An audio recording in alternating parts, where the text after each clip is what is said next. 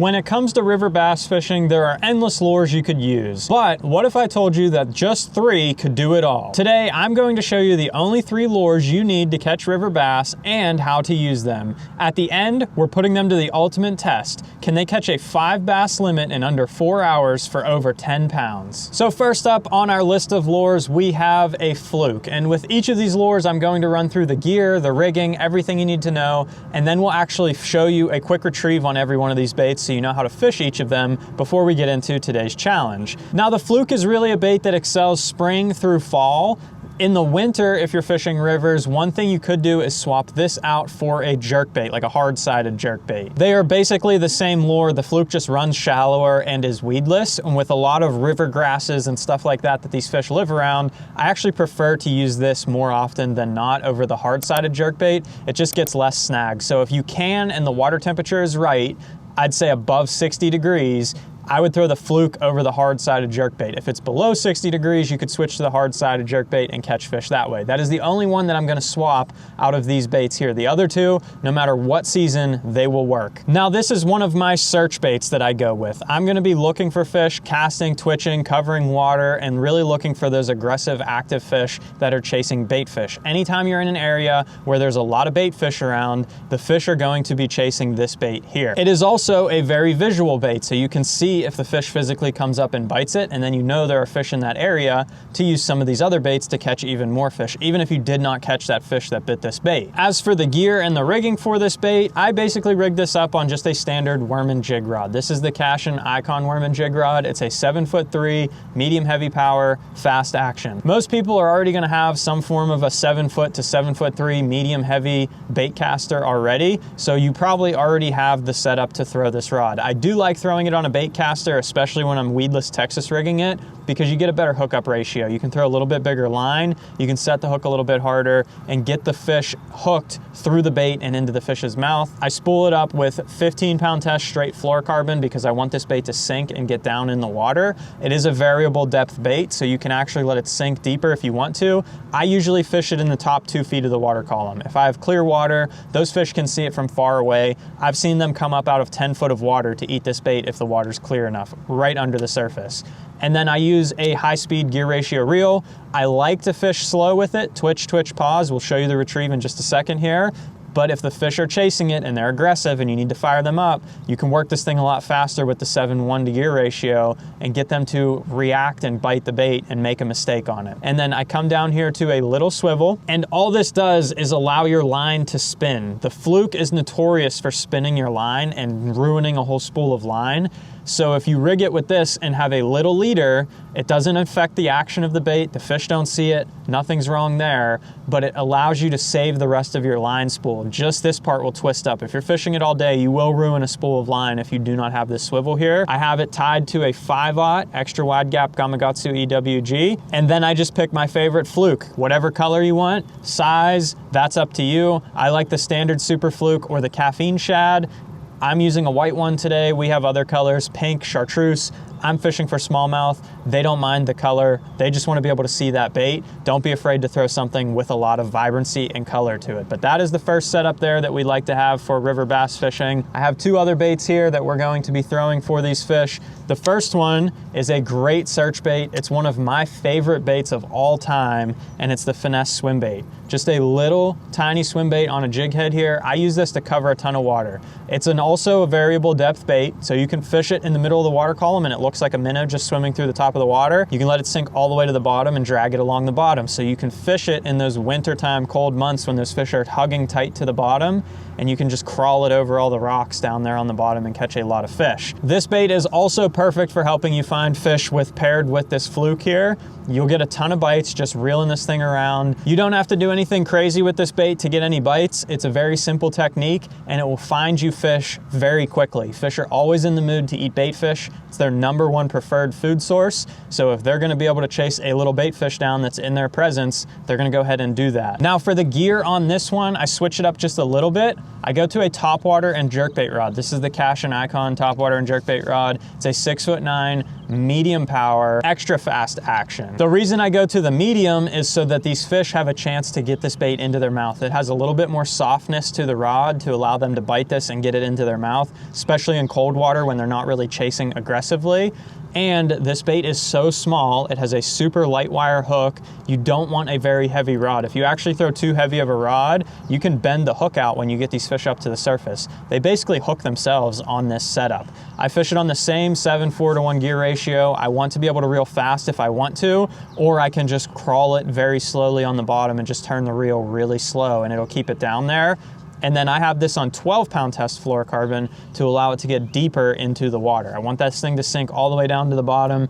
I've caught fish in 20 to 25 foot of water on this little swim bait right here. You just have to let it sink all the way down there. And then it's all about choosing the weight size and the bait size. So depending upon how much current you have, the more current or the deeper the water, you have to go with a heavier jig head.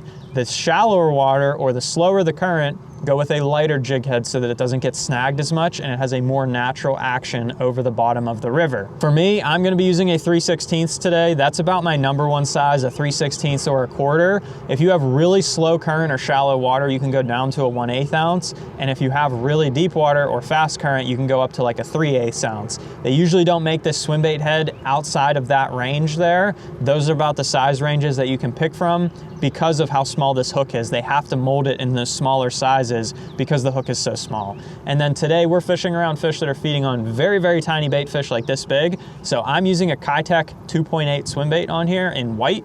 You can use any color, any size you want. If your fish are feeding on 5-inch bait fish, put a 5-inch swim bait on there. Most of the time, I'm gonna use something in the 3 to 4-inch range. So the Kitech 2.8, 3.3, or 3.8. I fish those 3 sizes the most. It depends on how big the bait fish are that they're feeding on. I pick a size and color that matches those size and color of the bait fish. You're gonna have the most amount of success by doing that. And the last bait we have here is the cleanup bait. When you find fish with these two, you have to have something to catch the rest of those fish in that area, especially when they're not really willing to bite. You might be able to get 1 or 2 on those moving baits, but if they really don't want to bite for a day, you might need something that's just gonna pull through and get you some fish in the boat or on the bank. And to do that, I like a Ned rig. This is probably the most deadly river fishing bait that's ever been created.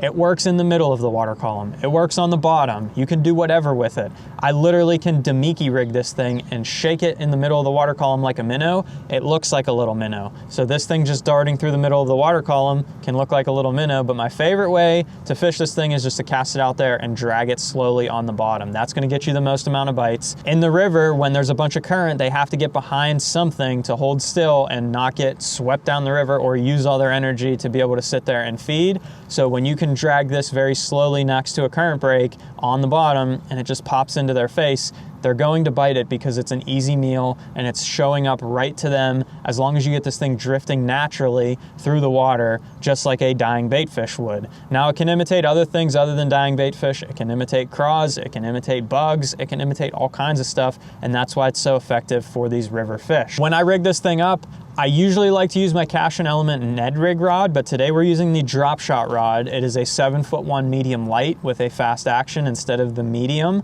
The reason I went with this one, we're fishing for river smallmouth. They're very small. They usually have very thin and light mouths, like very thin skin. So when you hook one of these fish, if you have too stiff of a rod, you can actually pull the hook out of them, or they can throw it a lot easier because there's no give in the rod. This thing has so much flex to it that when you hook a fish, they cannot throw this hook. They get no leverage, they cannot throw it out of their mouths, even if they're gently skin hooked, as long as you take your time with them. I put it on a Shimano Sedona 2500 here, basically the same spinning reel I fish on all of my rods. It is super effective, it has a good drag. You could hook the biggest of smallmouth and they are not going to come off or break your line. I have it spooled with 15-pound test lime green braid so I can tell when this thing's on the bottom, and we'll show you that here in just a second when we do the retrieves. And I have an 8-pound test fluorocarbon leader with an FG knot. I have about 15 foot of it on here so that the fish never see this lime green braid. When it comes down to your bait here, there's 2 things you gotta pick, a jig head and a bait. For the bait, I love the TRD. You can't beat it. The Elastec material, it lasts all day. It stands up on the bottom in the rivers. It's just a super durable and great bait to get a ton of bites. And then I put it on, this is a homemade jig head that I make myself, but Owner makes them as well. They're called the Blockhead. This has a sickle point hook in it that is a little extra heavy wire, so it doesn't bend out on fish as much. And you get a much better hook set on them so they don't come off as easily. And then the only other thing you have to pick is your jig head size. Today we're gonna be fishing an 1/8 ounce. I want to be able to fish this. We're gonna fish some bridge pilings and stuff like that. So I want to be able to fish it in the middle of the water column, but also be able to throw this and drag it really slowly on the bottom with this light current that we have today. You'll be able to just crawl it in these areas, flats where they're feeding on bait fish and stuff like that, and trick them into biting this little Ned rig. So let's jump up on the front deck. We're gonna show you how to fish each of these 3 baits, and then we're gonna get 4 hours on the timer and see if we can catch us our limit. And as always, all the gear will be linked in the description below. If you'd like to check out any of these products or purchase through any of those links, it helps support the channel a ton to continue making awesome videos like this for you guys. But let's get up on the front deck and show you how to fish these. So first up on our list of baits to fish, we're gonna talk about the fluke. And I'm gonna walk through the basic retrieve on each of these 3. And then as we actually fish today and adjust our presentation based on how the fish are reacting, I'll show you how to break that down as well. So what I'm gonna do with this bait, basically I find my area I wanna cast to, make a long cast. And like I said, I like a twitch, twitch, pause. So twitch, twitch, let it sit, twitch, twitch, let it sit, twitch, twitch, let it sit. And that's my favorite way to fish this bait. It is literally a soft-sided jerkbait. So fish it the way you would fish a jerkbait. You will have success immediately with this bait. Now, when I'm darting this bait back and forth, I'm hitting it on slack line. So I hit it when I feel the bait, I give it slack, and that's what causes it to do that erratic darting through the water. If you're not getting them on just the twitch, twitch, pause, when I'm trying to fire these fish up, I'll throw it out there and give it like 4 or 5 in a row. So twitch, twitch, twitch, twitch, let it burn through the water a little bit, and then I'll let it sit for a second. Twitch, twitch, twitch, twitch, let it sit for a second. Twitch, twitch, twitch, twitch, and let it sit for a second. And it's only 6 inches under the surface, darting erratically really fast. That will fire these fish up and get them to come bite this bait very quickly if they're aggressive and chasing. Like I said, this is how you're gonna find a lot of your fish. It's not gonna be your cleanup bait. You're not gonna catch a million on it. Now you will, they bite it a ton and you get a lot of bites. Hookup ratio is not super great with this. I use it as a search bait. Now we'll switch up to the actual swim bait here. And this is a little bit different. So I actually fish this a lot slower. I'm gonna find my area like I have right here. I'm gonna throw this far cast. I'm gonna feed it some line so that it'll sink all the way down to the bottom. I want this thing to get on the bottom. Now you can fish it through the middle of the water column. We might do it around some of the bridge pilings later, but I watch my line until I see that thing lay slack on the bottom, and then I'm just going to start a slow, steady retrieve like this. And I wanna feel it banging into everything on the bottom. I want it to look like an injured bait fish that is just getting washed down with the current. And as it hits little rocks, it flicks around them and darts and does little erratic movements, but it's nothing very erratic. It's very subtle. So like if it hits a rock and pops off, it'll jump like 2 inches off the bottom and just keep retrieving. That's super effective on colder water days of fishing when these fish really don't want to chase, but it also allows you to cover water and search for them too. So like I can literally just take this swim bait and throw it over here and just do a slow retrieve back in. I don't even have to have it on the bottom. And if there's fish around and they see this thing coming through the water and they're looking for bait fish, there's a good chance that they'll bite this because it looks exactly like a little bait fish just swimming through the water. So slow, steady retrieve all the way back to the boat, keeping it moving, and then just keep covering water. And the last one we have is our Ned rig. This is gonna be the cleanup bait when you start finding some fish. You're gonna fish this thing super slowly in these areas to get some bites. Now my favorite way, throw it out there. Again, the lime green braid, I can lay it on the water and I can see it's going out, out, out. It just stopped. You literally can see the braid stop. It's super effective. It stops moving, I know I'm on the bottom. I'm gonna reel up till I'm tight with the bait. You can shake it like this, little shakes, little hops across the bottom. That's a great way to get them to bite if they're very aggressive, or you can just slowly drag it. So if you have very heavy current, the more current you have, the more you actually want to drag it, because it's unnatural for the bait to leave the bottom because it looks like it's leaving the current break. And if it does that, it washes down so quickly. If you have really strong current, a little bait fish is not going to be able to withstand that, so they'll never do that. So it looks unnatural. If you have very slow current, you can hop it a little bit, but stronger current, you can drag it just sideways like this. I can feel it going over every rock, and you'll gently just feel a little tick and they'll pick that bait up. Now there's other ways to fish it too, and we might get to it today, but you can literally throw this thing out here, count it down, or use your live scope, say it gets 5 feet down in the water, and you can just shake it back through the middle of the water column like this, and it looks like a minnow working through the water. You can also just reel it through the middle of the water column like this too, basically like that swim bait, and it's just an even more finesse profile of it because it doesn't have a tail. It just looks like a little minnow just kind of swimming slowly through the middle of the water column. I've caught fish doing all of it. So now that we got our retrieves all dialed in, we have our gear rigged up, let's go see if we can catch us our 10 pounds in under 4 hours. And before we get this challenge started, if you could head down below and hit the subscribe button. Only 14% of you that watch the channel are actually subscribed, and I'm trying to reach that 100,000 subscriber mark. So if you could help me out with that goal, that would be greatly appreciated. But for now, let's see if these 3 lures can catch us a limit. Okay, so we just rolled up to our first spot here. We are going to get this deal started, and we have a scale all zeroed out, ready to try and catch us 10 pounds. We also have 4 hours on the timer. We're gonna go ahead and hit start on that guy right there. Finish time 4:07 p.m. We're fishing right through the middle of the day, but it's fall, so it really doesn't matter. These fish are gonna bite all day. All they're trying to do is feed up and put on as much weight as they can for the winter. Now we got our first spot right here, and 4 hours honestly is not a lot of time. And the reason I did that is because I wanna show you that keeping it simple can actually help you catch more fish. Because these fish are either gonna bite here or they're not. I got a bait that will work for aggressive fish in the top of the water column, some mid-water fish with the swim bait, and bottom fish with the Ned rig. If they don't eat any of those, I can just leave, and we can fish a bunch of spots and try and find the most aggressive and active fish to help us catch more throughout the day and hopefully get to that 10-pound goal. So what we're gonna do is we're gonna roll up to this bridge piling right here. Hopefully there's some bait around it. The one thing I'm looking for right now is bait. If there is bait on any of these spots, there will be smallmouth in the area. It's a guarantee right now with fall around. They will be in the area if there's bait around. So we're going to look for as much bait as we can. If we find it, then we're going to take our time in those areas and try and pick them apart with these baits to see if we can get these smallmouth to bite. If we don't find bait, we'll take a few casts maybe, but most of the time we're just gonna keep it rolling, because if there's no bait, probably not gonna be any fish.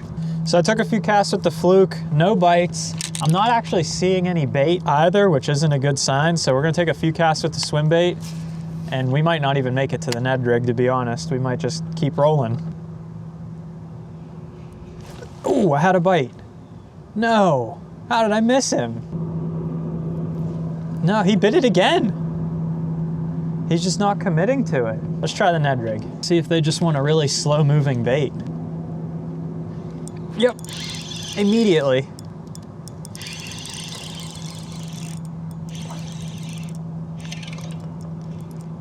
First cast with it. I don't think he's gonna be a keeper. I had him bite the swim bait a couple times and he didn't commit. I threw the Ned rig in there and just kind of let it fall and then shook it a little bit like a little dying bait fish, and he came up and grabbed it. He is not a keeper though. He's only an 11-inch fish, but not a bad one. We're gonna go ahead and let him go. We're gonna get back in there, see if we can get another one. All right, so we've taken quite a few casts at this bridge piling, and we have caught just that one little one. There is one more right here, so I'm just gonna shoot out here and see if the bait maybe is over this way, and if not, we're gonna keep moving. There is no bait there at all. There happens to be a couple fish, but no bait. I'm not sticking around. Oh no, he chased it all the way up and bit it right there. They're not cooperating on this bridge, so we're making a move. We're gonna go find some fish that are actually active and willing to bite. Okay, so we pulled up to another bridge, and we are just going to restart the process. Start with the fluke, work through to the swim bait, and eventually the Ned rig, and keep looking for bait. Let's see if there's any fish in the area here and see what we can catch. Oh, here we go, here we go.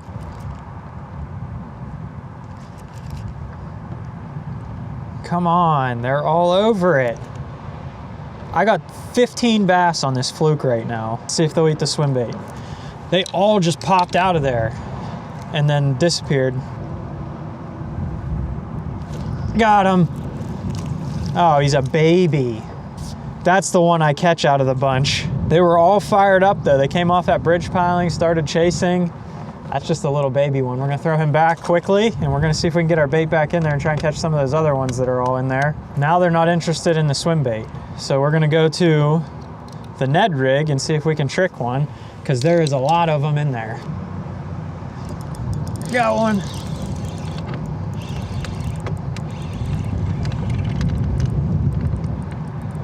Another little one, but it might be a keeper.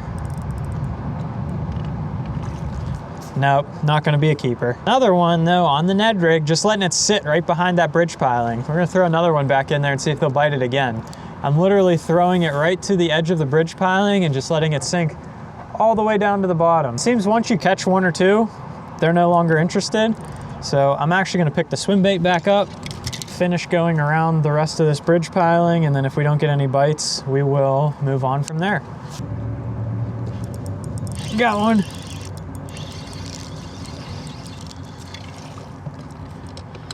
They're on the front side, but they're also small.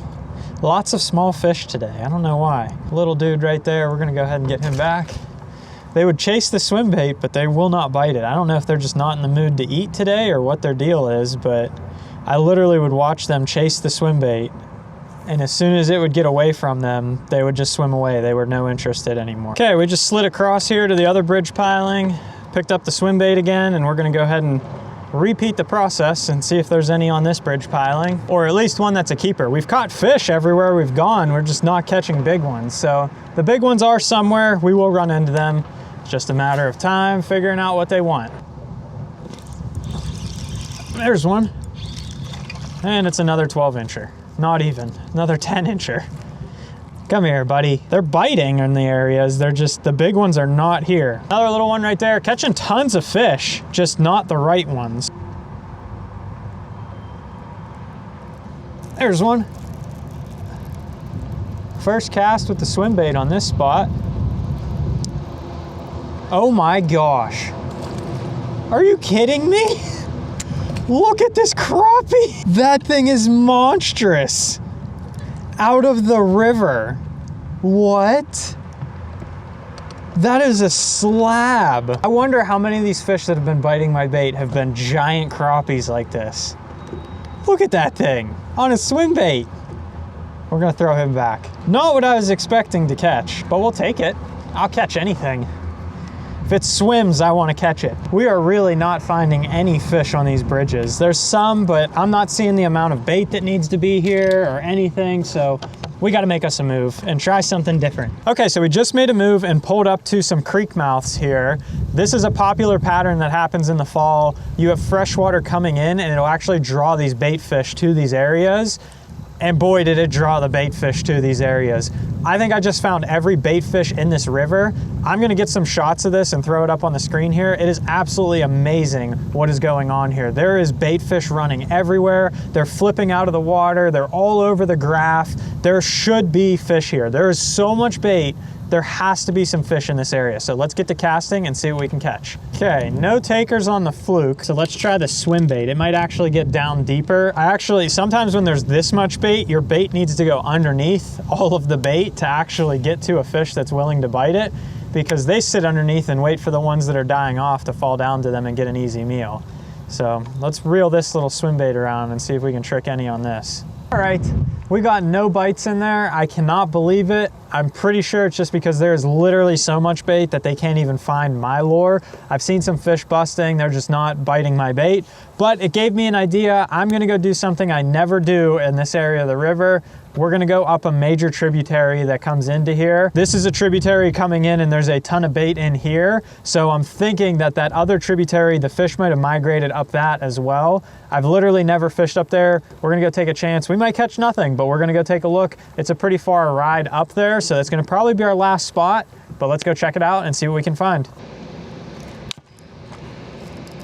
What? All right. Well, we made it up here. And no, this is not a two-piece rod, but now the swim bait is going to be out of commission for the rest of this video because this thing just exploded when I hit a rock on the bottom and set the hook into it. Must have had a weak spot in my blank or stepped on it or something like that. We are going to set this one to the side. Let's throw the Ned rig. We only have about an hour left. See if we can get us some fish on the board here. Quickly idle back out of here and back down to the main river, because the water is almost 8 degrees colder all the way back up here. and I think that is too much of a water change, and I don't think they're going to be all the way up here. All right, no bites. We're gonna make our way out of here while we still have some time and get back to the main river and see if we can find anything out there. Always pays to take a chance. This one didn't work out.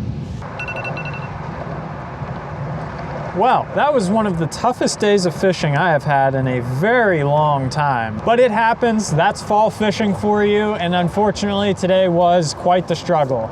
We did catch some fish. We caught fish on both the swimbait and the Ned rig. We didn't catch any on the fluke. I think the water's a little too cold for them on that now. They're not really willing to come up to the surface and bite. But I hope today helped you learn a couple key river fishing baits to help you keep it simple and catch more fish. Even if we didn't catch a lot of keepers, we still got bites and we're able to find fish in certain areas and kind of move quickly by using those baits. If you'd like to see 5 other baits that I like to use during the fall time, check this video out right here. I just did a video breaking down my favorite fall fishing baits. And make sure you hit that subscribe button down below and we'll see you on the next one. Thanks for watching.